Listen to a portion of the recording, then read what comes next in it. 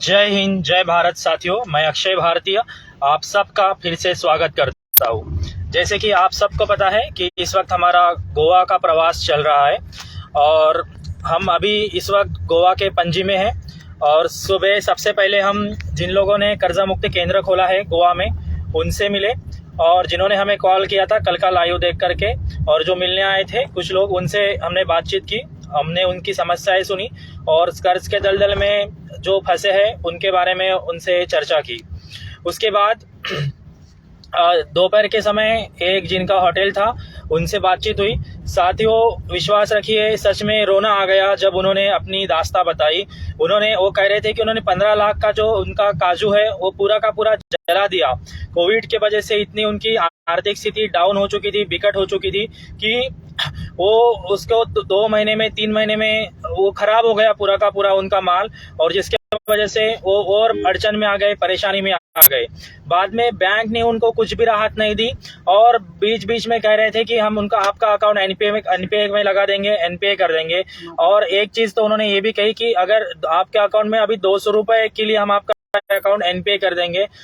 साथियों, रो रहे थे वो इंसान। हमने उनका फॉर्म भी भरा, उनसे बातचीत भी की, और उसके बाद शाम के समय में हमने गोवा के जो पणजी का जो बस स्टॉप है, बस अड्डा है, वहाँ पे हमने अपनी जो केंद्र कैंप लगाया।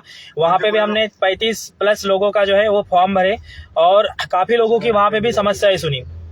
साथियों, हमें लगा था कि गोवा जैसे एक अच्छे राज्य में, एक आर्थिक दृष्टया जो सक्षम राज्य जिसे हम कहते हैं, उस राज्य में कोई दिक्कत नहीं होगी, लेकिन यहाँ पे भी हमें सेम प्रॉब्लम दिख रहा है जो पूरे देश में है। और बिल्कुल हम अब सरकार के ऊपर दबाव भी बनता जा रहा है और हम सबका कर्जा इसमें माफ भी करने का बिल्कुल प्रयास हमारा रहेगा, क्योंकि सरकार ने जैसे कॉर्पोरेट का ऋण जो है पूरा माफ कर दिया है। अभी 10 दिन पहले सरकार ने 10 लाख करोड़ का, जो 15 दिन पहले की बात है, आप सुनेंगे अगर निर्मला जी को लोकसभा में, तो उन्होंने कहा है कि 10 लाख करोड़ का पूरा फाइनेंस कॉर्पोरेट का जो लोन है वो वेव ऑफ हो गया है। तो जिस तरह से कॉर्पोरेट का लोन वेव ऑफ हो सकता है, तो आम आदमी का भी लोन वेव ऑफ होना चाहिए जिनका जेन्युइन प्रॉब्लम है।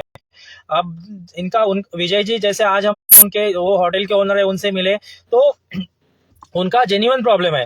उनका होटल इंडस्ट्री तो आपको पूरा पता है कि पूरी तरह से ठप पड़ी थी कोविड के समय में।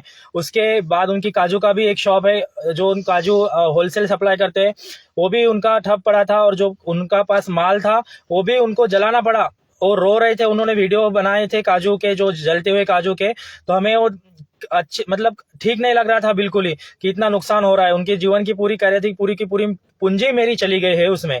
तो साथियों, इतना ज्यादा गोवा जैसे विकसित राज्य में भी इस तरह से परेशानी लोगों को हो रही है। हमने कभी भी मतलब ये नहीं सोचा था कि गोवा में इतने ज्यादा लोगों को प्रॉब्लम होंगे, लेकिन यहाँ पे भी हमने जब अभियान चलाया, कैंप लगाया बस अड्डे पे, बस स्टेशन पे, तो लोगों के वही प्रॉब्लम थे।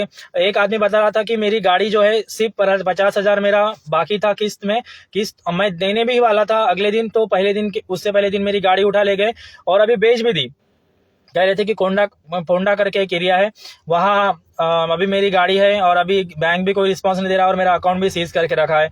ऐसे ही जब कर्जा मुक्ति केंद्र में एक व्यक्ति मिलने आए थे, सुबह की बात है, एक महिला थी, उन्होंने भी ब्यूटी पार्लर था उनका, तो उन्होंने भी यही शिकायत की थी कि मेरा ब्यूटी पार्लर का बिजनेस ठप हो चुका था और जिनसे मैंने लोन लिया था वो बिल्कुल तंग हो रहे थे। वो महिला कह रही थी कि मैंने मेरे बच्चों को खाना नहीं खिलाया, लेकिन मैंने मेरा सोना गिरवी रख करके उनको पूरा का पूरा पैसा दिया। इस तरह से मैं दलदल से फंस चुकी हूँ कि अभी मैं निकल नहीं पा रही हूँ उससे, और काफी ज्यादा मैं परेशानी का सामना कर पा रही हूँ। श्री शाहनवाज चौधरी भारती जी के माध्यम से, आप सबके माध्यम से, कर्ज मुक्त भारत अभियान के माध्यम से मुझे एक नई आशा की, उम्मीद की एक किरण मिल चुकी है। तो उन्होंने अभी हमें बुलाया है श्री कौन सा है, स्वामी समर्थ आश्रम, जो मडगांव में है, वहाँ उन्होंने अपॉइंटमेंट ली है और वहाँ प्रोग्राम होने वाला है, तो वहाँ पे भी उन्होंने इनवाइट किया है। तो इस तरह से साथियों की लोग काफी कर्ज के दलदल में फंस चुके हैं, और हम तो हमारा पूरा जीवन देश के लिए अभी अर्पित कर चुके हैं। जो हमारा काम धंधा है, हमारा जो बिजनेस है, वो भी देख करके हम ये भी काम कर रहे हैं देश के प्रति। एक सच्चा नागरिक होने का, देश का सच्चा नागरिक होने का यही अपना एक कर्तव्य है। और देशभक्त व्यक्ति का यही एक कर्तव्य है कि वो देश के लोगों की सेवा करे, देश के लिए लड़े, देश के नागरिकों के प्रति उनकी आवाज बनकर उठे और उनकी आवाज सरकार तक पहुंचाए। यह भी अपने आप में एक देशभक्ति होती है।